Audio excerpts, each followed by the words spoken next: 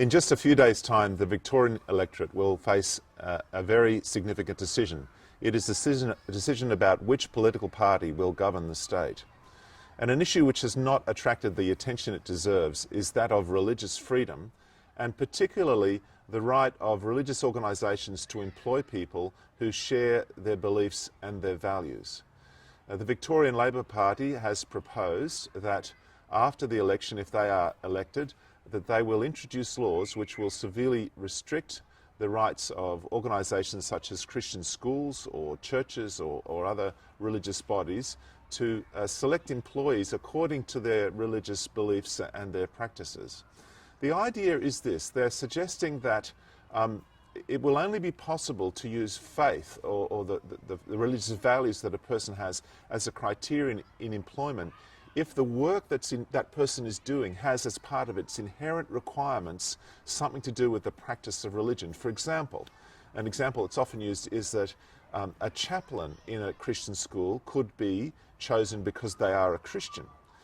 But a maths teacher, that would no longer be possible. It would no longer be possible to say we would proactively seek to employ Christians in our Christian school. This will be really devastating for many organisations in Victoria. There are Christian schools in our state that have as a requirement of all their teaching staff that they adhere to particular religious beliefs. The idea is that Christians working together want to create a Christian environment in which students can learn and grow. Now, that sort of requirement, that sort of school would itself become illegal under these proposals. And not just Christian schools, but also, for example, the local church that wants to employ a Christian secretary would have to be able to defend the idea that that person's duties specifically involve religious components. And if they don't, it would be illegal for them to employ someone who is a Christian. They might be compelled, for example, to employ someone who is completely opposed by their religious beliefs to the Christian faith. There will be, if this law is brought in, there'll be a series of very difficult cases. It will take some years for the full impact of the law to be seen, but the outcome will be a great increase in fear. The idea of Christians working together and employing people that share Christian faith and values to work for a common goal will become really censured and will be very difficult to sustain. This has to do with the fundamental right of people to work together. It's a freedom of association of Christians and people of other faiths to come together and work together to support a religious goal.